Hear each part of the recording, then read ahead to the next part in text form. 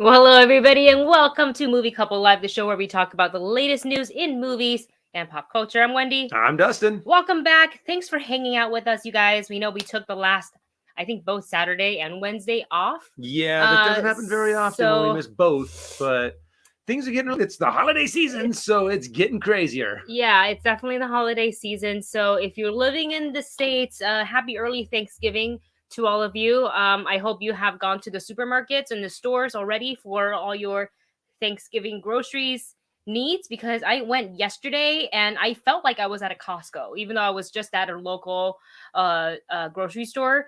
Like, carts were everywhere.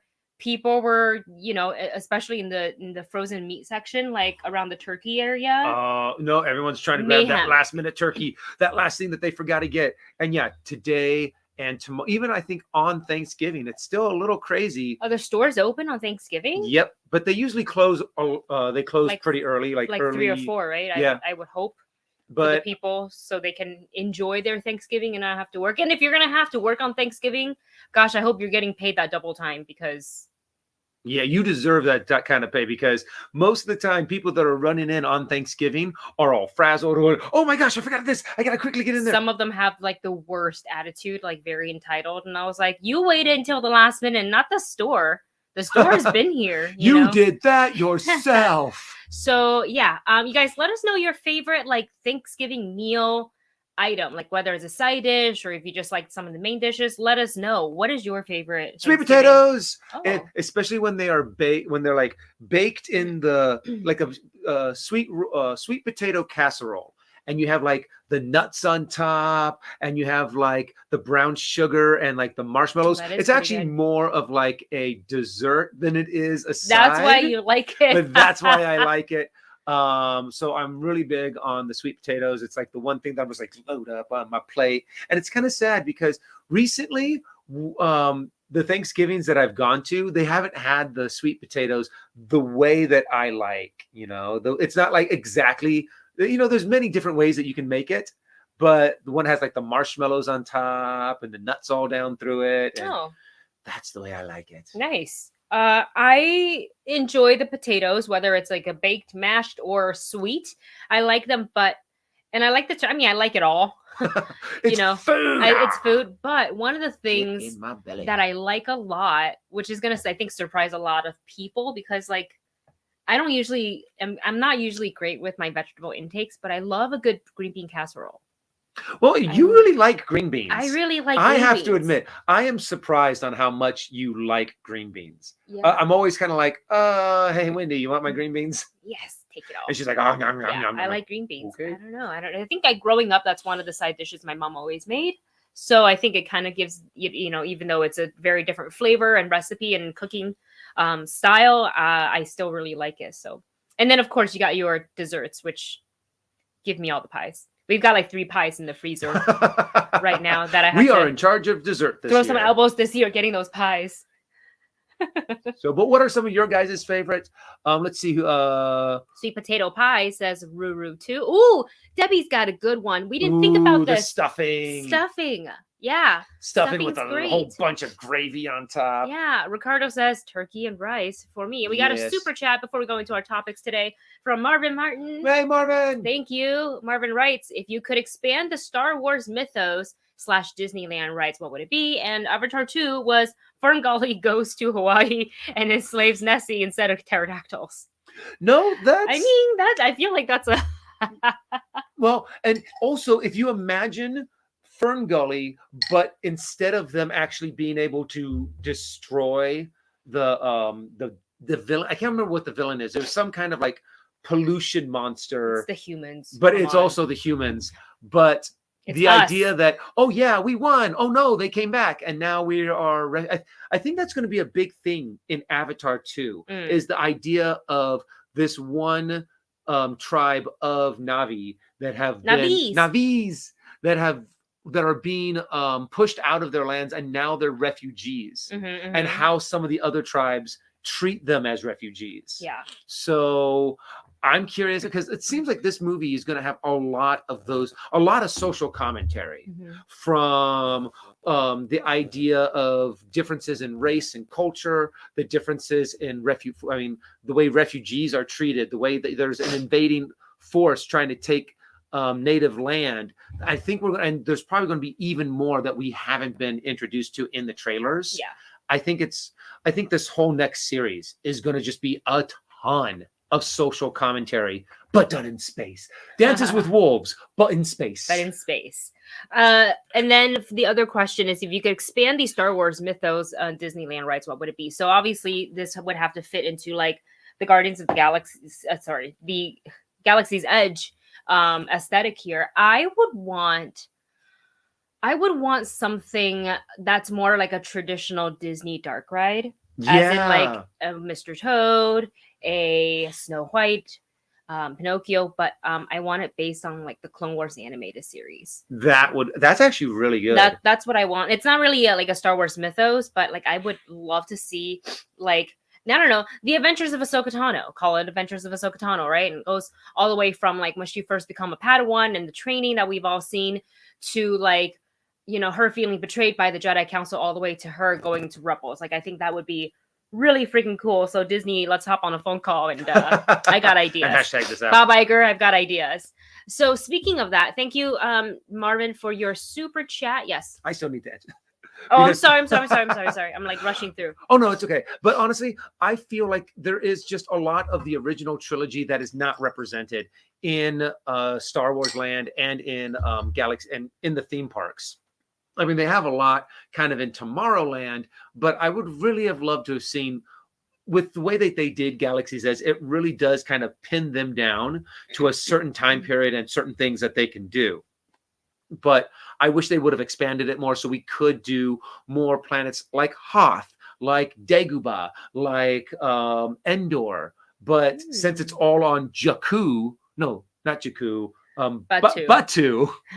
The other two. I feel like they've kind of pinned themselves down, and I'm really kind of curious on what they're going to do now that they have it's not a brand new CEO, but old but new. But the old but new Bob is back. Yes, and we're going to talk about that a little bit later. I want to go to the comments real quick because there's a whole discussion on for the stuffing. Do you call it stuffing or do you call it dressing? I've heard it called both. Yes. But I always call it stuffing. I've always called it stuffing, and I like what Confused Taco has. Sorry, I love the name. It's not their first time chatting. No, I know, but it's just, I'm sorry. It's clever. I love it. Who writes, stuffing is cooked in the bird because you're stuffing the bird, and dressing is cooked outside the bird. Oh, there's the technical explanation. The more you know. Da, da, da, da. Yeah. That's great. I've heard it say both by the same person on the same day. So I guess it really depends. I just like it. So whether you want to call it stuffing or dressing, like I actually get a pretty big scoop of that. Yeah. I feel like it tastes better if it's in the bird. Yeah, because it absorbs all those juices and flavors. But you have to be careful because if you don't cook it right, all of those uncooked juices are still in the. Yeah, I feel like a lot of the times I've seen this like where they take it out of the bird and then they put it into like a Pyrex and then they kind of double cook it and they put it in the oven to make the top extra crispy, which I also like. I've seen that too, yeah. Okay, sorry, I'm having allergies today, you guys. It's been just day in my life. Okay, so let's go ahead and get into the topics for today. Not a lot. But we're talking, of course, Andor finale spoiler, and we're also going to talk about episode 11 because we didn't talk about it last week because we were at BLACKPINK. So, BLACKPINK, which we'll get to also in a second. It's on. You get the better squeaky one. Ha yay. Anyways, okay, we'll get to that in a second. Dorks. So, we are talking Andor finale spoiler. Episode 11 spoiler, but we're going to do that a little bit later on the show just so we can chit chat with you guys and get some news topics in the show, just in case people have not watched the season finale of Andor. That'll give you some time to like hang out with us before you have to go away because you want to avoid spoilers. We're talking Yeah, earmuffs. We're talking the big spoiler, the big news. Bob Iger is back as CEO, and Bob is back. Bob is back. Yes, he's back. Back Bob is again. back. Bob is back. Tell a friend. And then we're talking also about a couple of like just we're keeping it light today, mostly light. There's some new holiday food from Universal Studios Hollywood that I definitely want to talk about. But before we get into that, a little bit of sad news, but I feel like this person impacted a lot of our childhood / early teenage years. So it's definitely something to talk about. And that is the loss of the actor Jason David Frank, who famously played Tommy, the Green Ranger / the White Ranger. Mm-hmm. So that was really, really unexpected when I saw the news. I was like, wait, what?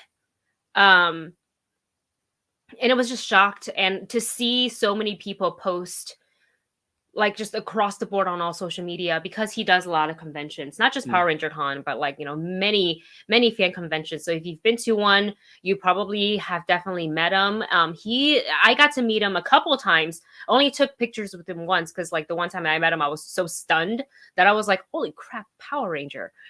Someone I watched growing up, it was incredibly sad, but it was also heartwarming to read all the positive impacts that he had on the fans, because every single person from what I read, had a really good interaction with him. There was no one saying like he ignored me and I waited in line for 4 hours. Like I read none of that. Like this man took his time. When I met him, it was at New York Comic Con 2018 or 2019, probably 2018. Could have been 2019. I don't remember, because it's October. So I'm trying to time it to like when the pandemic started and when I was still traveling. But my friend Joey had actually shot like a short film or indie film with him. So like they knew each other. So we were kind of in the press suite area of New York Comic Con, which is upstairs of the Javits Center.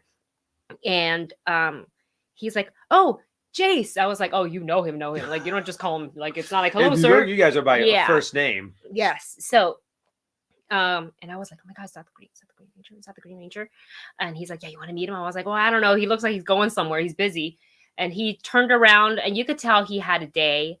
You could tell he was tired, probably signing autographs, doing meet and greets all day, and still made the experience that I had meeting him uniquely me and my own. And he was just so sweet. He's like, do you want any more photos? Like, he took the time. Like, the man was not, even if he was in a rush, you couldn't tell that he was in a rush. And I, as a fan, appreciate that so much.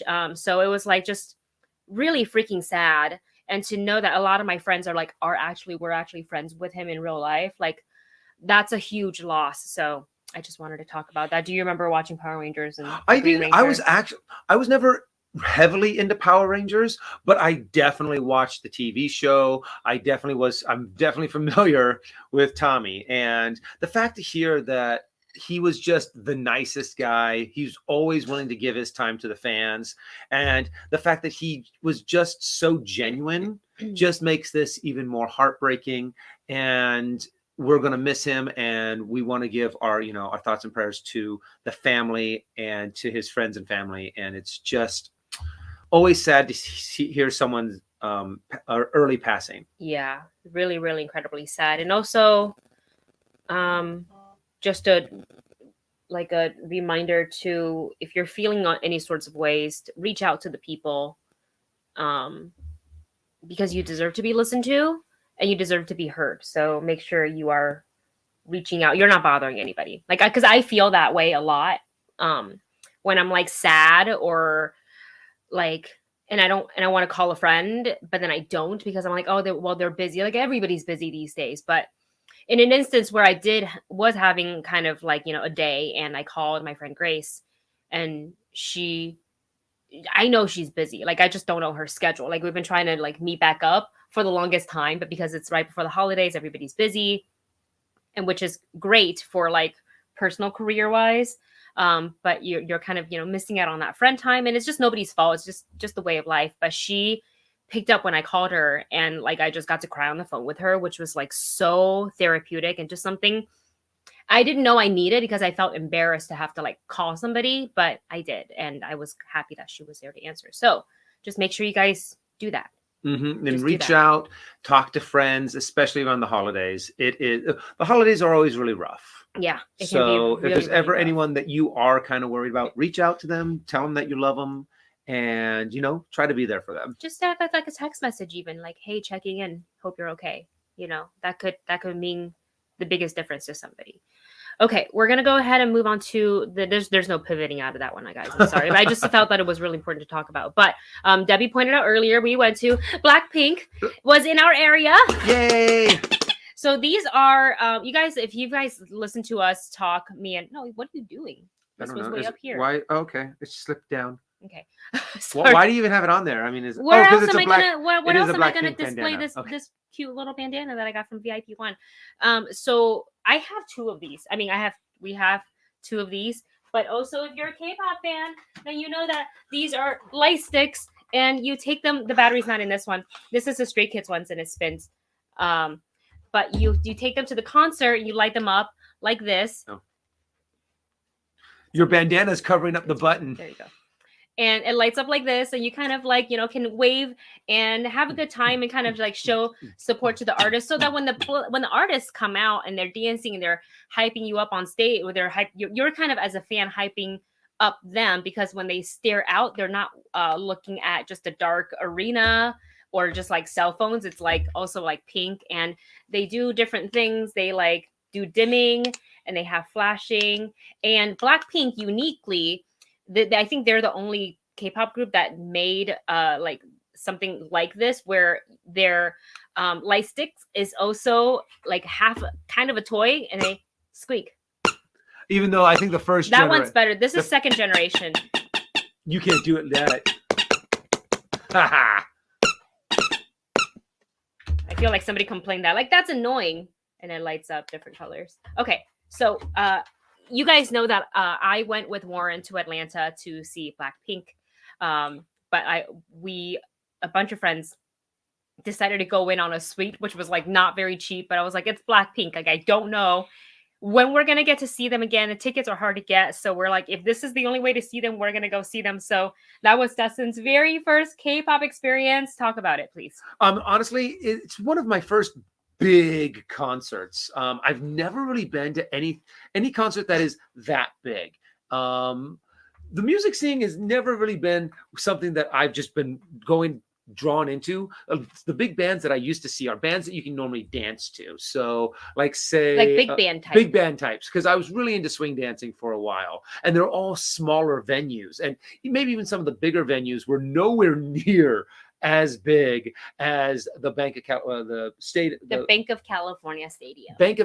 Stadium.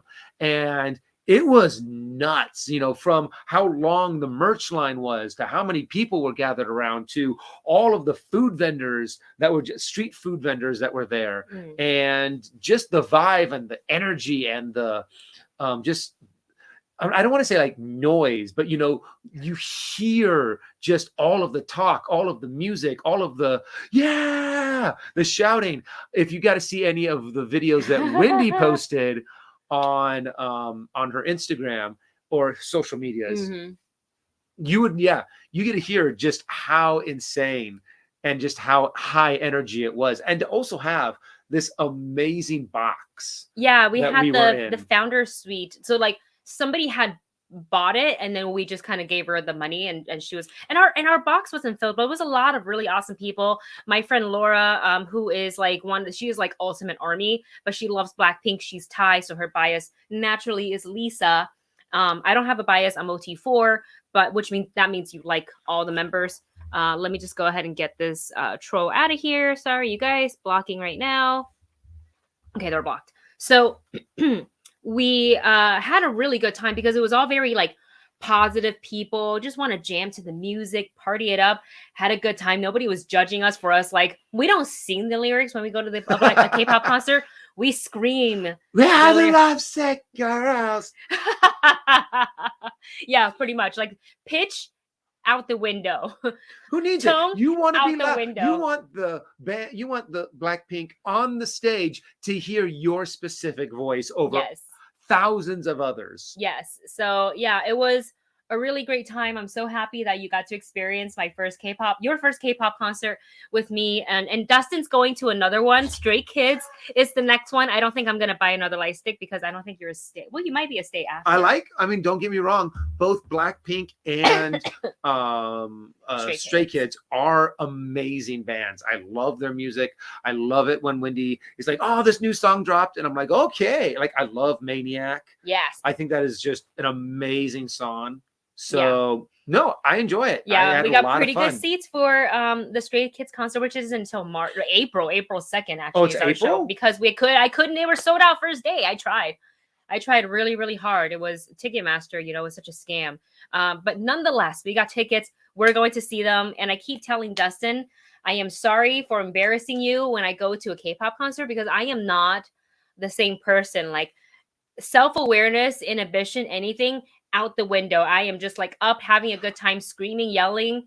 And for like boy bands, my friend described this the best. We all act like, and this is men included who go to the concerts, okay? Because I've witnessed it all, men and women, doesn't matter. We all act like we've never seen a man before. Like, they show a little bit of arm, we're like, oh my god!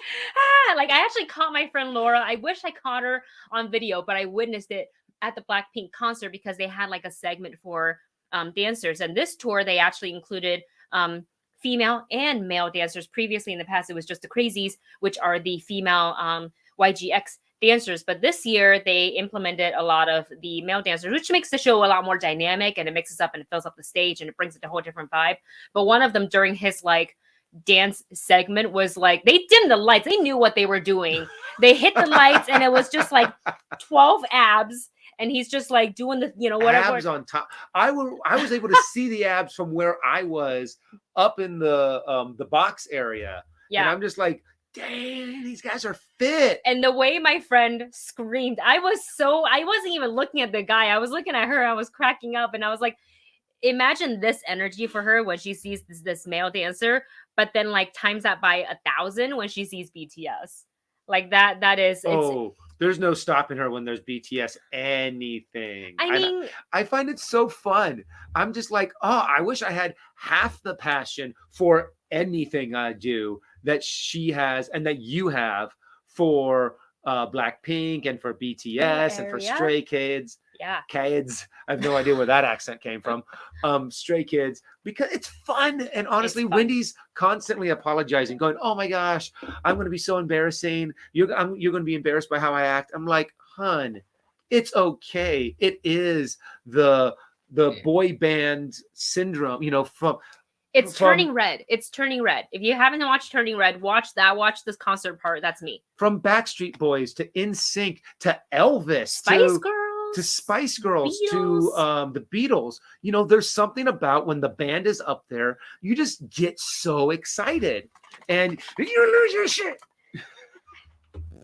But honestly, I have half the fun is watching Wendy at these concerts. I'm glad that you weren't taping me and you were taping the concert instead. Oh, no. I'm saving room on my phone for when we're at Stray Kids.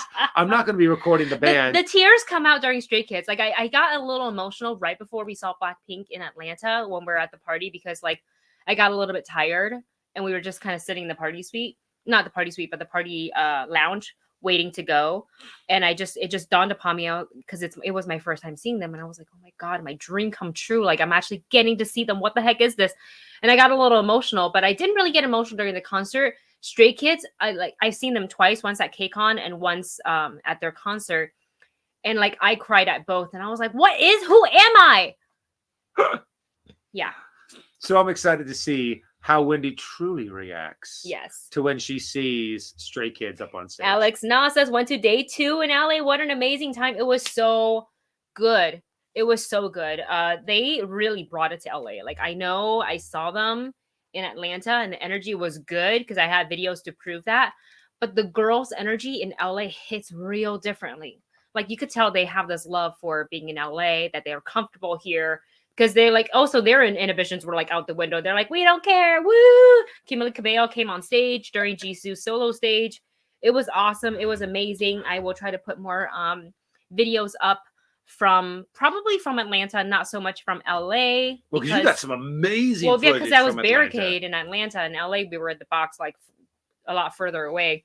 I wish I had. I was trying to make it so I can like. I had a pair of binoculars, and I was trying to like hook up my binoculars to my phone, and then when I was doing that, I was kind of like, you know what I should have is one of those little lenses for my phone. Right, and then Wendy's like, oh, I have one at home, and I'm like, oh, I should have brought it. Yeah, well, we didn't know that we would need it, but you know, we could bring it for Stray Kids. Oh yeah, definitely. Yeah. I'm definitely bringing this for Stray Kids. Just wait till you see the kids perform. My God! All right. So with that said, we're gonna go ahead and move on to our first news topic, and this is huge. Bob Iger is back as the Disney CEO. He's been retired for less than a year, I would like to say. Right? Well, no, it's been 2 years because Bob Chapek had a 2-year contract. And because they needed the pandemic. To first end that 2-year contract before they did what they did. And apparently this switch was done fast. This is like not confirmed, but this is kind of like the word on the social medias. Go ahead. And the fact that even Bob Chapek himself did not find out about this until he found out about it through social media that he was being replaced. I think he found out through the internal emails. Oh, through the internal emails. But I mean, heck, if you happen to be looking on social media before you check your emails, it's very possible that, he didn't find out about it until it was plastered all over the place. Yeah. And it's, there just hasn't been very much excitement for the things that Bob Chapek has done. That Chapek has initiated either at the parks or for the movie, for their films. So it kind of makes sense that now that there's this huge dip between the S&P, I think the S&P has been going up, but yet Disney's profits and stocks have been going down. They're like, okay, we need to switch gears, get Chapek out, and we want Iger back. Yeah. And Iger is going to be back now for another 2 years. Yeah. So I'm actually really curious on what are some of the big changes that they're going to do, because there are a lot of things that that guests at the parks and employees have been complaining about. And I'm hoping that one of the first things that they do is get rid of or change up Genie Plus. Yeah, Genie Plus was the thing I never got into. I just think, why did you take something that was absolutely free for so many years and charge people an obscene amount of money? $29 now if you buy it in park, and the price could increase or decrease depending on demand. And I found out about this Genie Plus. Genie Plus. So essentially is sort of like Fast Pass, but you pay for it. So the thing that you got for free, you now have to pay for it. It used to be free, and then when they ran out, right? Like and that was one of the things. It wasn't a guarantee. So like you have to do some planning when you go to the parks. Like, oh, I really want to ride Space Mountain. So the first thing you do, if you do rope drop, you grab that Fast Pass, you go ride Space Mountain, and then you come back so you can ride it twice. And then later on, and I think Bob Iger was still CEO then, and they brought out the Max Pass, which kind of replaced it didn't replace the Fast Pass, the free one, because I think they still had that, but it was $10 and it just was virtual, and you don't have to book all the way across the park to grab a certain physical Fast Pass to walk back. Like it's convenience. And on top of that, for the $10, you got unlimited photo pass. Oh, and I love that. Honestly, that was one of the best things that you could buy at Disney. It was a great deal. You had easy access to the fast passes. And honestly, it encouraged us to go and take more pictures. Yes. Because I have to admit, the photographers that they have at Disneyland are amazing. Yeah. They take some gorgeous pictures. And they're so much fun. They're such good quality. And it really does make you want to go and visit every single one of them. Yeah. And also, this is something else that I just found out, is that you can actually have your own private photo shoot. You could actually hire a Disneyland photographer to kind of go around the park with you just for the day and take pictures of you everywhere. Wow. If I'm not mistaken, it's pretty expensive. Nothing at Disney's but cheap. touche. But that's kind of cool. Like, you know, you don't have to worry about like, oh, I got to get this perfect angle on my phone or like running out of, you know, footage and stuff like that. Like you can just get somebody to walk around with you. The photographer's job, I think, is not easy, especially during the holidays. You get an influx of people like, take my photo, take my photo, take my photo. And it's just, I know it's like your job, but it's like, I imagine it being a lot. So be kind to those photographers when you see them. If you don't want a photo, just kindly, you know, be kind to all of the employees. Yes, be nice, guys. Like, it's not like just because they're working Thanksgiving doesn't mean they get double to pay. I'm pretty sure they don't actually. So unless they're unionized. So anyways, I wanted to talk about a couple of things. We do have a super chat. Yes, I'm trying to find it again. J Master, thank you so much for Jay.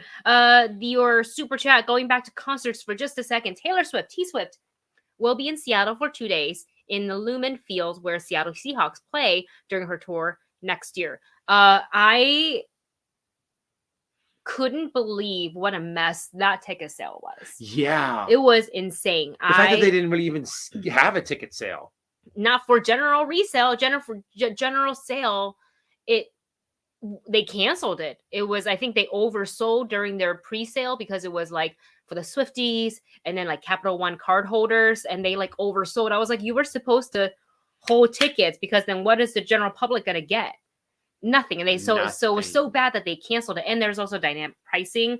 And like one thing I hate about Ticketmaster is not just the verified resale, but the official platinum, which is I think actually our tickets for Stray Kids were. So they were like $140 each, which is like, you're thinking, oh, that's not bad considering the seats we got.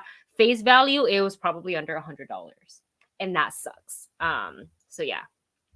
Anyways, I am happy that for anybody who were able to get Taylor Swift tickets, and if you get to see them in Seattle, yay! And also the fact I heard that she puts on an amazing show, lots of fun. I have a friend that is just like Taylor Swift obsessed, which is very hilarious. And he gets so excited for Taylor Swift. And I'm like, you go, man. You go and get those concert tickets. Do and have what fun. you want with your money. I know on TikTok, somebody, because I posted like the VIP party. I loved your response to that. That I had, because like if you're VIP 1 for BLACKPINK, you got to like have your own little party with just the 199 other ticket holders. And it's cool. They have food, decoration, a DJ, and it's like a nice, comfortable seating area for you to sit instead of waiting in line. You're like partying up. The food was unlimited. They kept on bringing it out. The drinks were unlimited. They kept on bringing it. It was awesome. Like I told Warren, just for the unlimited drinks.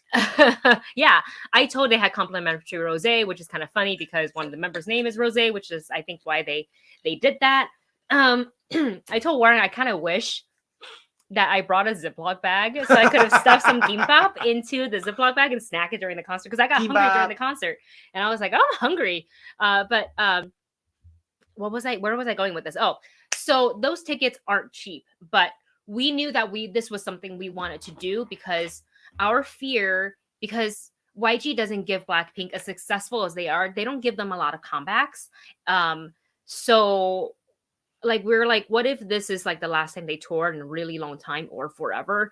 I don't know. So we're like, let's just go big or go home, right? Which is why we ended up seeing them in LA as well. And somebody's like, the party looks like a scam. Why would you do this? And I was like, well, what? And so I asked genuinely, I was like, why do you think it's a scam? They're like, well, you charge all this money and the show is not even that good. And I was like, okay, to you, it may not be good, but it's my money. That doesn't affect anyone else that I went to this concert. It didn't bother anybody. Like it shouldn't bother anybody that I went to the concert. And I don't know if it's a he or she, but they wrote back something is like, well, it's a scam. It doesn't even look like you met them. And I was like, hold my phone. I have literally, because you have so many pictures of them.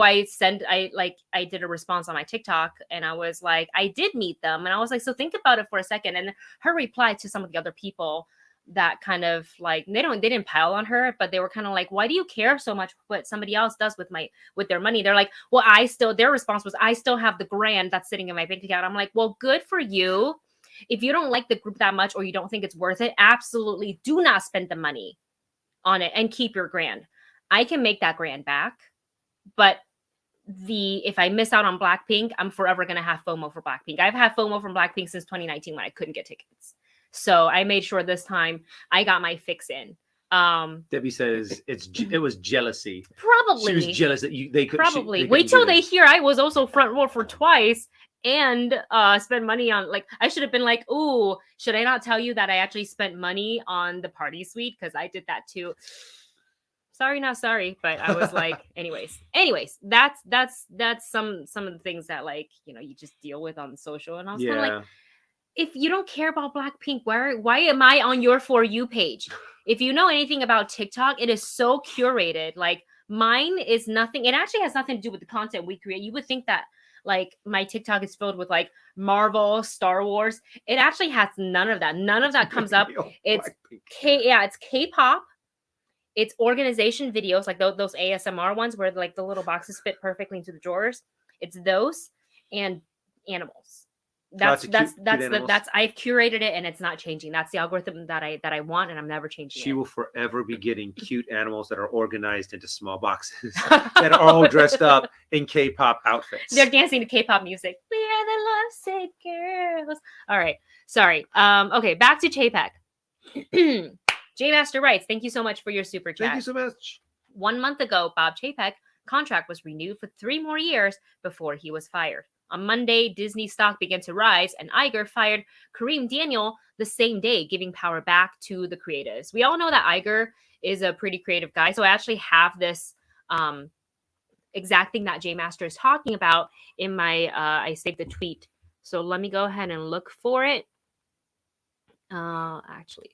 So this person, Kareem Daniel, was actually supposedly, like, Chapek's right-hand man. So he was out as well. So let me go to maybe this, like, Reuters article. So after the email on Monday, I'm trying to find it. Okay, so Iger said, this is according to the article on Reuters. Iger said the restructuring would result in changes to Disney Media and Entertainment Distribution, a unit former CEO Bob Chapek formed in October 2020 to centralize all film and television sales and distribution. The unit's chairman, longtime Chapek lieutenant Kareem Daniel, will leave the company. And he says in the email, and I believe this is Iger, not Kareem, who says, quote, "I fundamentally believe storytelling is what fuels this company, and it belongs at the center of how we organize our business." So things are changing, and things are changing fast. Now, I do want to address this one comment here. I think it was by Mr. Yasman. Here we go. Who writes this? Chapek was the one who started to bring mature content to Disney Plus. Is Iger going to change this? I hope not. I would like to hope that he sees that.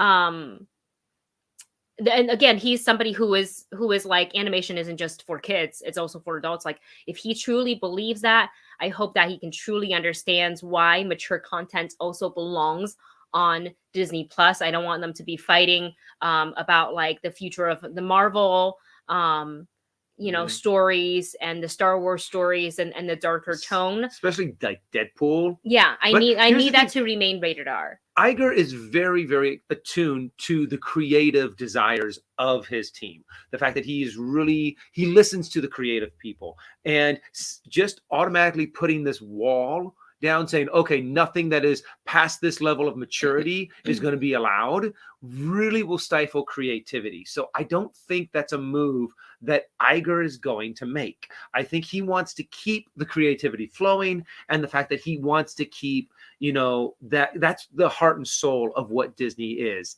their creativity. Yes. He said that in the quote. So I don't think he would stifle that by saying no mature content is allowed. Yeah, I think he is.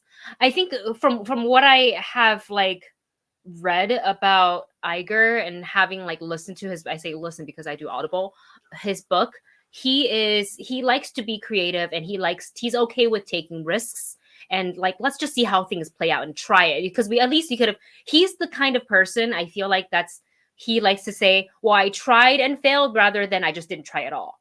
And he's brave in that. And I think that's why I think in a lot of times in his, like, 10 years or something like that as the Disney CEO, there was a lot of like fighting because people were like, it's money, money, money. It's like, oh, you're losing money if you fail. And he's like, but we got to try it, right? We got to try it. Don't forget that he's the one that acquired Pixar and Marvel and Fox, and I think essentially ABC as well. Like the man did a lot. He repaired the relationship between Disney and Apple because he had a lot of respect for what Steve Jobs was doing, and went ahead and that's how one of the reasons why he was able to acquire Pixar. So like I am hoping changes aren't going to happen like overnight, and there's going to be some decisions that was probably already made and solidified and cemented during Chapek's run that may not be able to be changed, and then you're going to look at Iger and be like, you did this. And sometimes it doesn't work that way, so just like give us some time and let him iron out what he's got to iron out. But the fact that Disney was like, we got to bring the man back. And what Steve is saying here, Chapek found out he got fired while he was at Elton John concert. Like a big company like Disney doesn't do that unless they are desperate and they like also know like, oh, we effed up. We got to fix it. So well, and also there's that big concern too that Apple is going to buy out Disney. I don't think that's Disney's way. I think Disney's too big to buy out. I mean, there's a possibility to where they could maybe buy out some pieces of Disney, but right now Disney's also very much a hoarder. To put it in, they are the ones that are acquiring properties. They're the ones that are buying up things. If anything, I wouldn't be surprised if Disney buys out Apple, or if there's going to be some kind of, if there is some kind of co-working together, because Iger has a good relationship with Apple. Yeah. So where Chapek didn't really. But honestly, I'm excited to see some of the changes that Iger brings to this next generation of Disney. Yes, and I want to address this super chat that just came in from Jay, who writes 1 of 3. So did you guys see in an article, the Wall Street Journal, that one Disney insider told them that that claims that, or maybe CEO, Bob Iger is going to sell Disney to Apple. But there was a but there, 2 of 2. I don't believe it, because Apple was not interested in theme parks. They would just get rid of the parks and cruise ships. Yeah, Apple is a tech company first and foremost. I can see them working with Disney a lot. I can see them implementing the Magic Band or some sort of like wearable tech, because I think Iger is really into that as well. Like he likes the aesthetic and the tech of Apple, which is what made him reach out to to Steve Jobs in the first place. I can kind of see them continuing to work together. Both of these companies are pretty mega. I just don't see them absorbing each other. I don't think it would do each other good at all. Yeah. And if Disney bought Star Wars for what, $4 billion? How much is Disney going to cost? That's expensive. Well, because that would include Star Wars, all of Disney properties, and Marvel. Yeah. So I think that, I mean, and plus Apple, like you said, Apple is a tech company. They're more interested in the technology and cell phones and things like that. It would be kind of going in a completely different direction. They would know how to handle the thing that they bought, which I see happen with so many companies. Like, we can't wait to acquire this, acquire. I don't know what to do with it. And then it fails, and then they have buyer's remorse. Okay, 3 of 3 from Jay Master. Thank you so much, Jay. Jay writes, Bob Iger was brought in to find a new successor and set the company in the direction for the future, not to sell Disney. Yes. That right there on the nose. Yeah, he's brought in. He needs to find, and I think he maybe I don't know if he had a hand in Chapek being the CEO. I know Chapek's been in the company for a long time. Like, they definitely have worked together. So I'm not sure if he was like, yeah, sure, he'd be the great person to go, and then he kind of regrets it, seeing the direction that Disney has kind of gone down.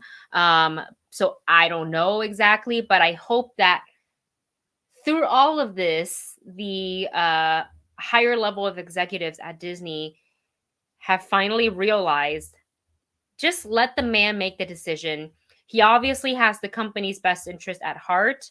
Let him find the right person that will continue, to do right by Disney, and to it's like, yes, you want to make money, but you also want to stay true to like the overall what Disney wanted this place to be. Yeah. And also there's another story that you told me that shows how this was a very important thing, not just for money wise and not just for park wise, but also for employee wise, just how much the employees respect Iger and despise Chapek. Where it was a story where it was around the pandemic and Chapek wanted to just lay off all of the people.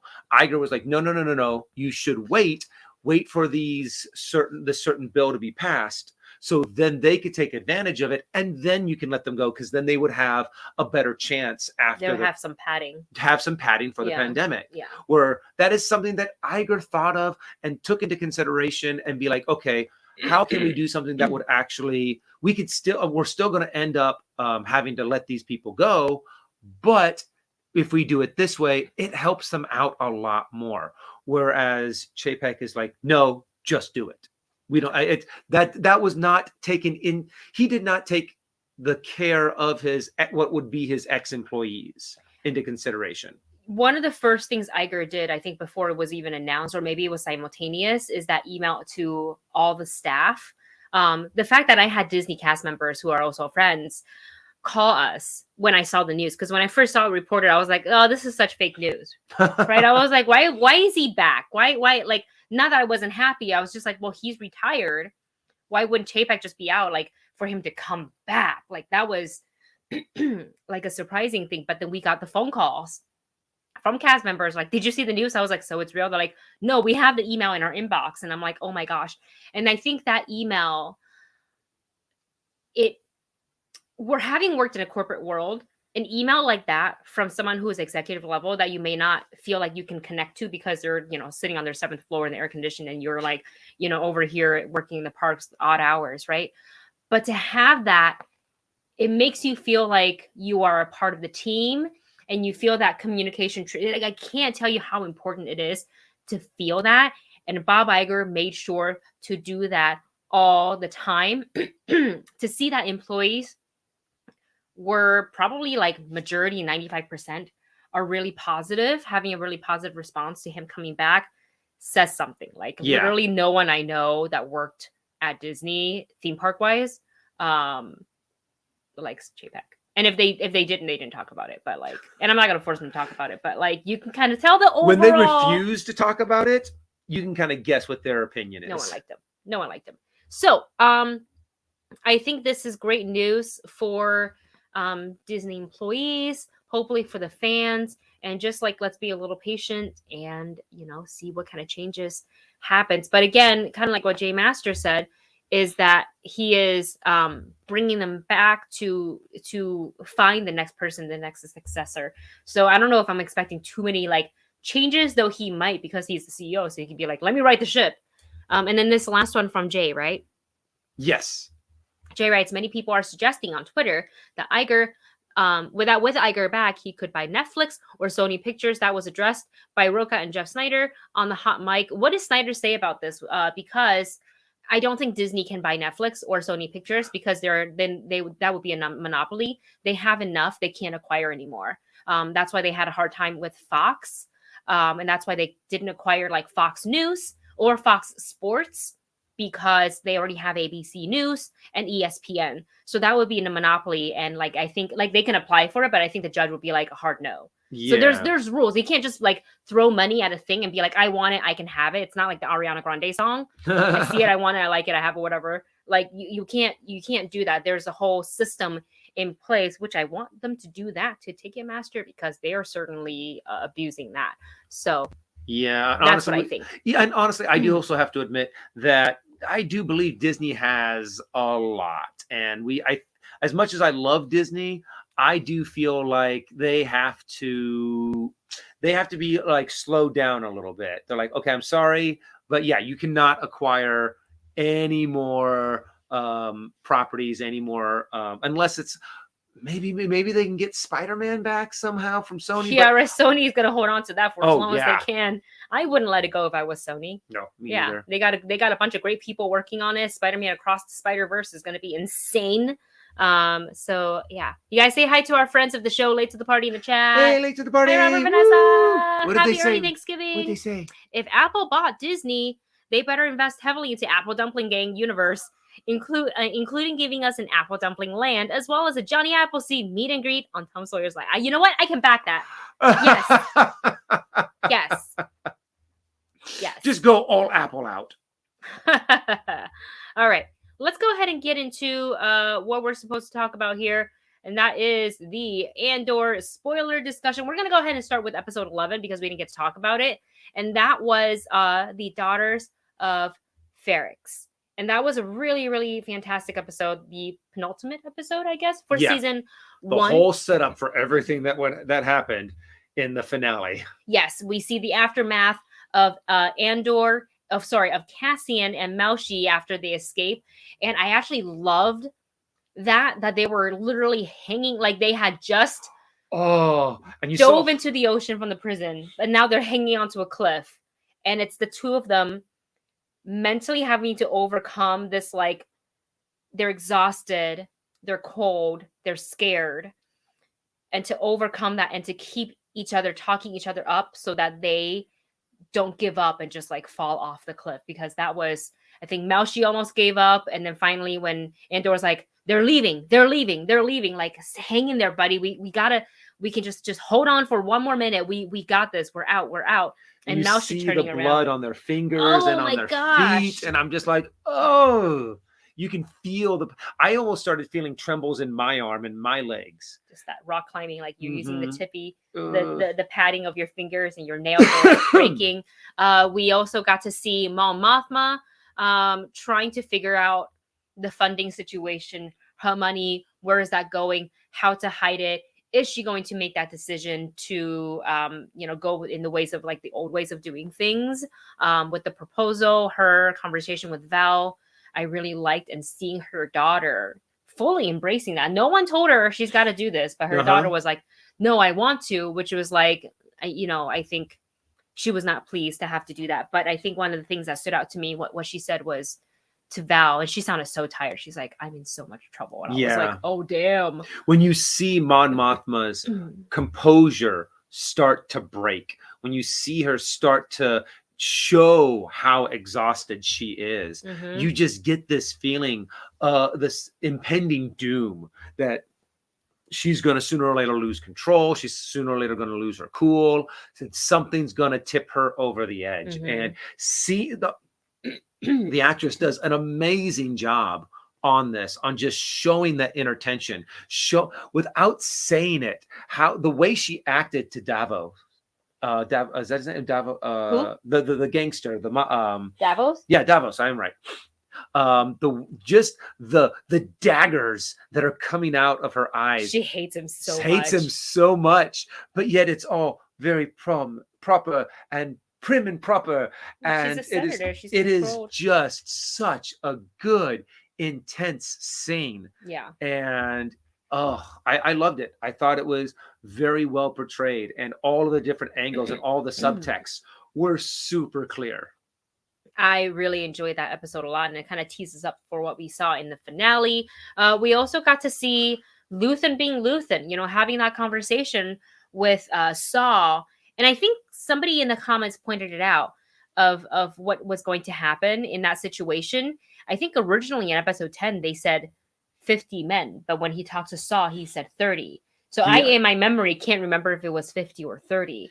But he downplayed that number, that's the case. I think that's the case, is that Luthen downplayed how many people were going to die to Saw, to make him more amenable to the idea that we have to sacrifice these people or else give up a very important informant. That he's the one that actually let us know about this. And Saw, don't go. Do not.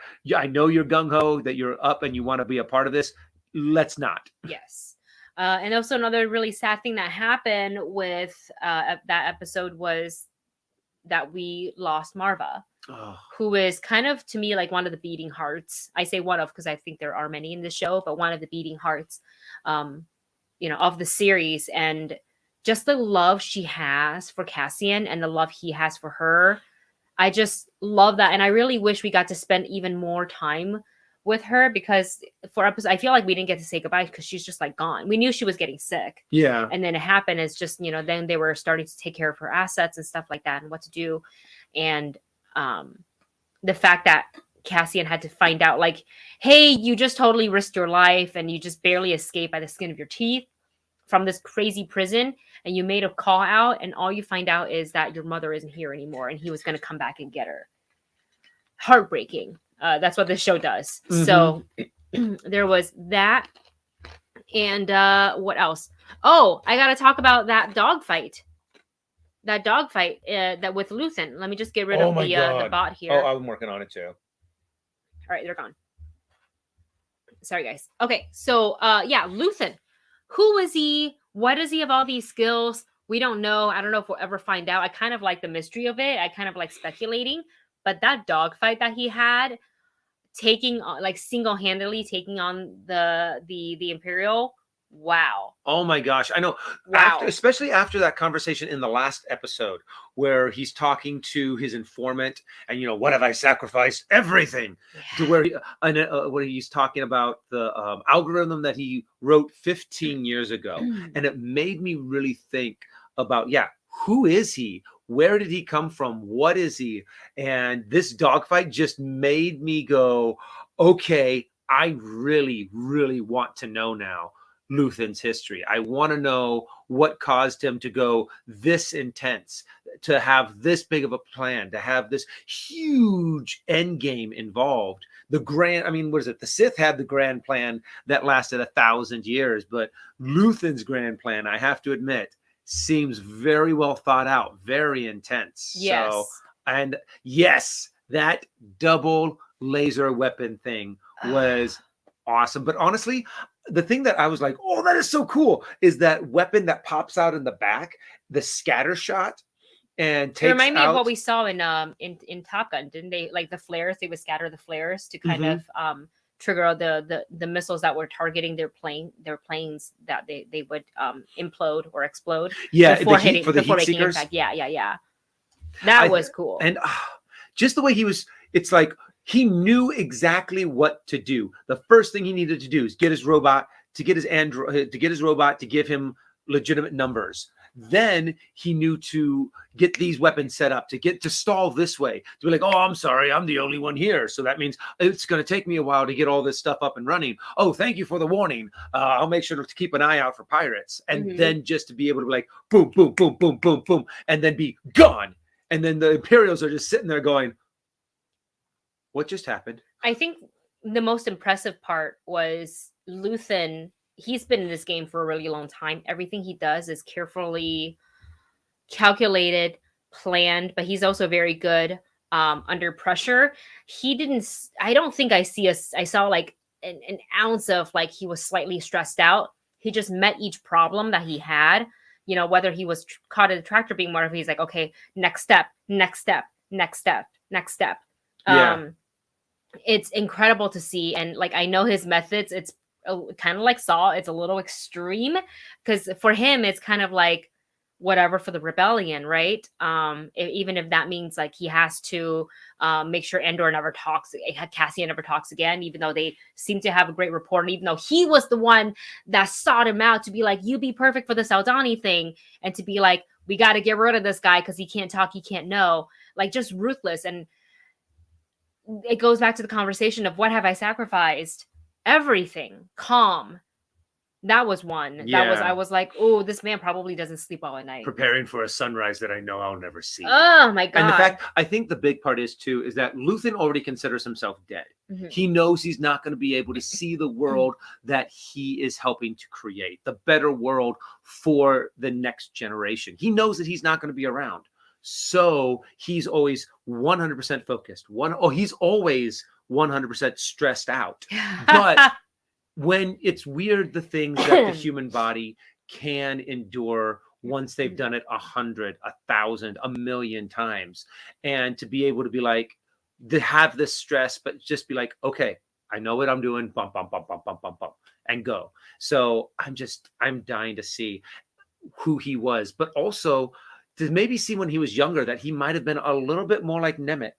writing his manifesto and writing, planning out how to do a rebellion. What is the course of action for the rebellion? Yeah. How are we supposed to achieve it, but not lose ourselves? Yes. So, but yeah, it was episode 11 was just a great setup for what we got in episode 12. I want to take this moment to thank Roger 5171. Thank you so much for your super chat. There was no message, but if you have one, we can go ahead and put it in, and we can read it online or not, whatever you want. But thank you so much for your support. We also have another, before we go into episode 12, we do have a callback to one of the this one. Yeah.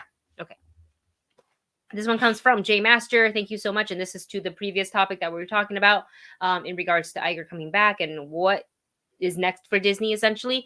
And I asked, what did Jeff say? And J Master with the answer says, Jeff Snyder said on the hot mic to Roka, why would Disney buy Netflix or Sony Pictures? They already have so much studios and IPs. Exactly. But yeah, Jeff's works for the trades long enough to understand these rules. I think like it's not legally, it's not possible for Disney. They would have to create some other subsidiary company, and even then, I don't think the judge would let them because of the monopoly. Yeah, and also since what you said, they already have everything that Netflix has to offer. So the only reason why they would be buying them is to eliminate a competition, and that I think is kind of the hard line that all of these the people who sign off on whether or not you can do these mergers are really looking for.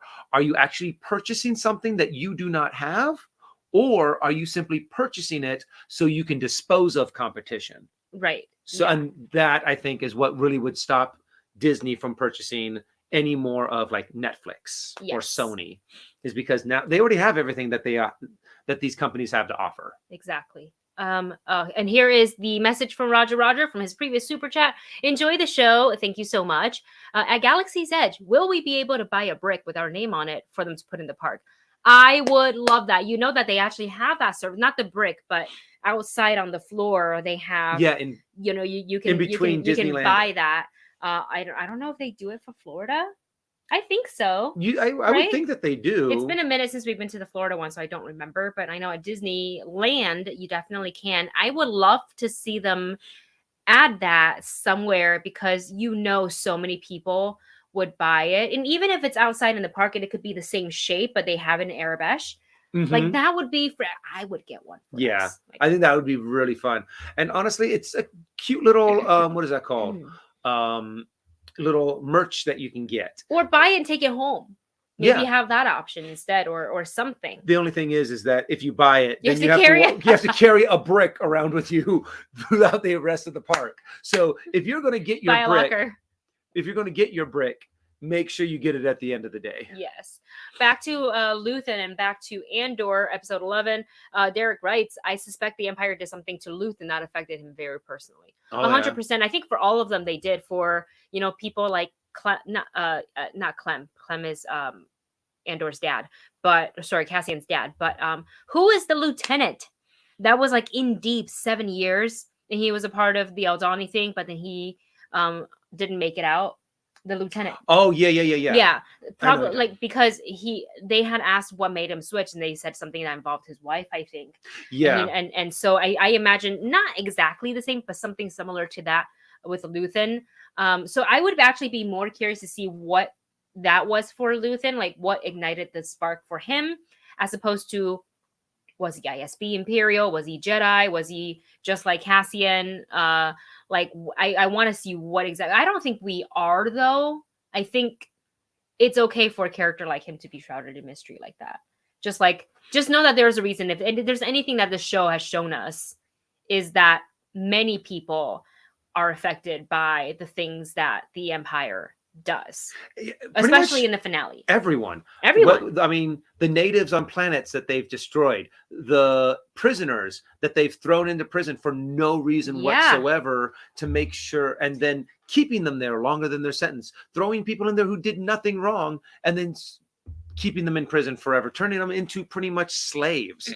Anyone that shows any kind of resistance to the Empire, people who were previously law enforcement, but then the Empire's like, well, you kind of messed this up, so now we're taking over. The Empire's kind of pissing off everyone. Yeah, and why do you think there's rebellion? Because no one's happy under your rule. Okay, before we get into the finale spoilers, which we're about to get to, because this live stream's been going on for an hour, this comment, I wanted to read this comment from Robo Striker, who writes, "Hey guys, quick question. I haven't watched this show. Oh no, sorry for the spoiler. Andor yet, or haven't heard of it. Oh. Can you give some clarification of what the show is? I heard this is a prequel to Rogue One, correct?" Yes, it is a prequel to Rogue One. It is focused on, sort of. So the title is Andor, and initially I thought, okay, Cassian Andor, who is a character we meet in Rogue One. Pretty prominent character, part of the rebellion, big player in the rebellion, especially in Rogue One. But specifically, they could have called it Cassian, but they decided to call it Andor. But I'm realizing after the finale, it's not, we don't have just one Andor. We have three. We have Marva and we have Clem. They're all Andors. And I said in last night's episode that for the people of Ferrix, if they weren't feeling this way already, if they needed that one last thing to kind of push them over the fence, it was Marva's the big speech. Hologram, at her funeral service. So I think it's really, really, really smart and appropriate that they named it Andor, because it can have multiple meanings. Sure, it can mean Cassian, but it also can mean Marva and Clem. Mm-hmm. So, okay, let's go ahead and get into it, because we just saw it. And if you haven't seen last night's episode yet and you have to leave us here, thank you so much for joining. We don't want to, if you can choose to stay if you don't care about spoilers. Some people do. And if we have to part ways here, hope you enjoy the rest of your day and have a great Thanksgiving. So let's go ahead and get into it. This is it. This was the season final finale episode. Spoilers. Yes. Cassian comes back to Ferrix. Why? Because why wouldn't he, hearing about, this is not just a friend that he grew up with. This is his mother, the woman who saved him when he was named Cass, and did everything in her power to protect him, his identity, his true identity, as much as possible, because she knew something was off about that planet that they rescued him from. And that's why, and kind of, gosh, this is totally worth a rewatch too, to see why she was so up in arms and like, what did you do? Who knows you're from this place? Kenari, we changed, right? Kenari. Like, we changed the paperwork. We made sure we said this. We erased it all. So, I love Marva so much. Fiona Shaw did an amazing job. Oh yeah, I love her. I mean, even from the beginning, we kind of had a feeling of what was going to happen to her, but you just were so invested. She had such a presence, such a power, such a passion for what she did, and she brought all of that to the screen, and I wanted to see more from her. We saw what we did get from her was very powerful. You got that sense of love and passion and wanting to protect everyone around her. Yes, all of those that she was involved with on Ferrix, and to see her relationship, the way it evolved with Cassian, I think was just beautiful. Yeah. That end monologue. I'm actually surprised that the Empire let it go for as long as it did. I kind of understand on how it happened, because they were using it as bait to get Cassian. Yeah. But it's kind of one of those things of, no, she's saying too much, saying too much, and then too late. Threw the jacket over. Yeah, it's like, well, she was at the end of her speech, and by then the people have because she's not just simply a resident of Ferrix. She was the president, one of the past presidents of the Daughter of Ferrix. She was very involved in the committee. I think everybody knows what happened to her poor husband, because it happened very publicly. So like, people know and loved Marva. Like the whole village banded together for her funeral to like fight and make sure that she got, the funeral service that she deserved. So Cassian wasn't the only one coming back to Ferrix. Everything started on Ferrix and ended on Ferrix. And this show does that really well. It does a full circle on a lot of the things. sometimes really, really tiny, almost full circle on like, oh, remember this in Rogue One, and we full circle here, even though Rogue One happens after. But everybody was on their way to Ferrix. Cassian Andor, Ferrix.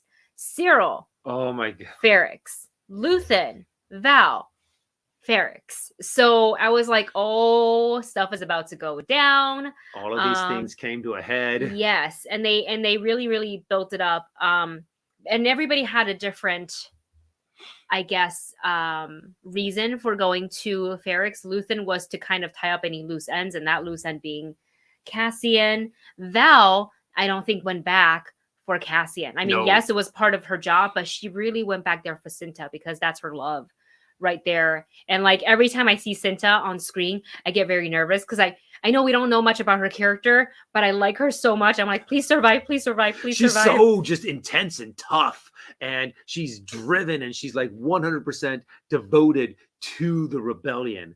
And I'm just, she is just such a cool character, such a powerful, gruff character that you just want to get behind her, and you want to get into a fight where you're on her side, just fighting together. Yes. Cyril going to Ferrix, which totally made sense because his journey throughout all of this also started with Ferrix. But also him seeing Deidre there was immediately like, there she is. And I was like, whoa, whoa, whoa, calm down, boy. You're trying to blend in here. So I think one of my favorite things to see, and I thought they did it really beautifully, was the funeral procession with the band and the anvil ringing throughout the town. I really like that a lot. One of the commenters on our reaction video pointed out that the colors of what everybody was wearing, the Daughter of Ferrix with the red, and there was the orange and the green and the gold, it reminded them of like Red Squadron and Gold Squadron. Yeah. And I was like, wait, and didn't they merge and kind of like do like almost like a flying V situation? I was like, wait, hold on, this show has so many flying V double quack, quack, quack, sorry. We're dorks. But I just love like it. I don't know if it was intentional or not. I feel like it is, or maybe we're just reading too much into it. But I love that somebody kind of caught that and put that in the comments. So if that was you, thank you so much for saying that. Okay. And also, I think it was Debbie that put somewhere in there. Oh yeah, right there, the one that you just clicked. In a lot of ways, she was the grandmother of the rebellion. Yeah, I said it. She was in our reaction. She's the spark. Yeah. She's the spark. And I wouldn't be surprised if it's this huge rebellion that happens on Ferrix that really does spark more of a rebellion. First it's Ferrix, then it's going to be another planet, then it's going to be another planet, and it's going to catch like wildfire. Yeah. Seeing this and seeing I'm glad that I'm going to get to this in just 2 seconds, but I want to put it up so I don't lose it. But when Cassian and his friends made sure everybody got on that one spacecraft to get away, that one ship to get away. Bix, I can't remember their friend's kid who made the explosive. Oh yeah, with the fact that you started off with that too, with him making the bomb. Oh my gosh! Like, it just prepares you for, it's gonna go down. So no, I really liked that part too. Yeah. That we're definitely going to see them in season 2. Cassian keeps saying, I'll come back for you. And a part of me is thinking, but the further he stays away from them, the safer they will be, right? Because look what happened with Bix. Yes. But at the same time, I think they're all like, we gotta rebel. Like the dude literally headbutted a stormtrooper with his helmet on, and the stormtrooper went down. Like, that's a man you want in your fight. I also have to admit, I think this movie not this show, really, that moment really did show the complete uselessness of the stormtrooper their armor, outfit. of their outfit. I mean, they can't shoot like a normal if a normal head can knock you out when you have a helmet on, the helmet is more of a hindrance than it is a benefit. You might as well be without it. I think your chance of survival and getting an actual like accurate shot, like actually to your target, is going to be more important than having the helmet. Yeah, it's a big hindrance. Okay, I wanted to get to this comment here, because none of the episodes have had a post-credit scene, but this one did, and I was kind of surprised, but I'm glad we got one because we've been very curious, and we're like, what are they building? And I think it may have been me that said, it may have been a commenter. I can't remember, honestly. May have to go back to our reactions. But like, are they building a part of the Death Star? And it turns out that they are. The shot looked so cool. So I want to point to this. And now, and this is again full circle because this show is doing that. Like the writing is so like this is somebody who got Star Wars, watched Star Wars, and I was like, I get it for this human part of Star Wars, like because this is a very human based show. This is how we're gonna write it. So CJ Rebirth wrote. And now we know Andor and Jyn Erso both played a part in the weapon that led to their final moments. Yeah. And the fact that, that it was because of Jin's father and his work on the Death Star and the Kyber crystals, and it was a part of what Andor was building. Which he had no idea of knowing. Like, he was forced to do that. So, and I have to admit, at first I thought, my first thought was, oh, they're building something for the Death Star. But then I was like, oh, well, actually, those kind of look like the foundation of a TIE fighter wing. So maybe it's that. But then I was kind of bouncing back and forth. But I'm really glad that they did finally finalize that, yes, it was something for the Death Star. Yeah. And I love it. And it shows just how much Palpatine was kind of just ransacking or just stealing all of this material from all of these different planets to build his Death Stars. Yeah, because that's what's most important, not the people's livelihood or their quality of living.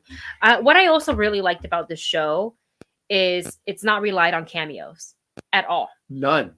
I know we've got a little bit mention of the Emperor a couple of times. I wouldn't really call Mon Mothma a cameo because she's heavily part of the show. I wouldn't call Saw Gerrera, a cameo because it's established through the other properties like Clone Wars and Rogue One, obviously, that he's involved anyways.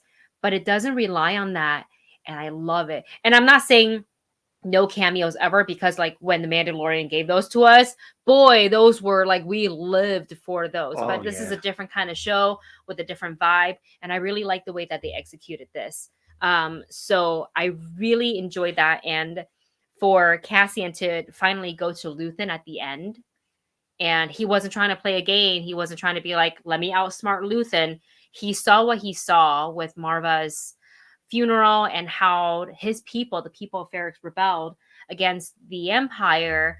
And he was like, all right, Luthen, I know why you're here. So here's your choices. Get rid of me. And take me out of this, so I don't have to keep looking over, the back of my shoulder, and trying to hide, or let me help you, or bring me in. And that smile that came across Luthen's face is probably the only genuine smile he gave through the entire series, because when he is like the arts dealer collector, the smile is fake. He's putting on a show, a front, to hide from, any sort of like prying eyes or ears, right? But this one, he was like, okay, yes. Yeah, it was very much a kill me or recruit me. Yes. Because I don't want to do anything else but fight these guys. Yes. So, and I cannot wait for season 2 to come out, because I just want to see the rebellion grow more. I just love the humanization of the rebellion and of the Empire. Honestly, I did like, who said it? Someone said something about, Steve did put in a Death Star cameo. That's true. And honestly, I mean, if it's done well, you can use a good, I think Andor could use a good little cameo here or there. But so far, it is very well. It has stood on its own very well without having to be like cameo. Yeah. Debbie has this to say: do you think in season 2 we will get any kind of name drop of characters we see from Rogue One as we segue to the events of Rogue One, like Bodhi, Jyn, or even Galen? I think it's possible. Mostly, I think it's the most possible for Galen Erso. Jyn, because they had to kind of highlight, like Saw do. I mean, he abandoned her, but like they had to hide her at the beginning of Rogue One. If you haven't seen it yet, sorry for spoilers. But they had to kind of conceal who to save her. But Galen was pretty heavily involved in the creation of the weapon, the mass destructive weapon. So I can hear his name being dropped. I don't necessarily know if Mads will make an appearance, though I wouldn't doubt it either. I think it actually does kind of fit too, because it's still very humanized. It's still someone who has no special powers, no special. Just an engineer, an he's architect. just an engineer. He's just the guy who designed the Death Star. So it would make sense to have him in it. Yeah. Jin is also possible because it leads the events of Andor is supposed to lead into Rogue One. So if that's the case, she could have a name mentioned, but I don't expect that until like the very end. Bodhi, I think probably not, because he was so kind of introduced like I mean, it's possible. I like to see Bodhi in it, yes. But I don't know. I think the most possible is Galen, but that's a great point, Debbie. Thank you for bringing that up. Also, what do you guys think? What other cameos might they be able to put into this? I've kind of that's what I want. Well, if we were to get cameo, I would. I hope that they actually have K2. K2SO. I want them to have in season 2. Okay, can I say something about K2?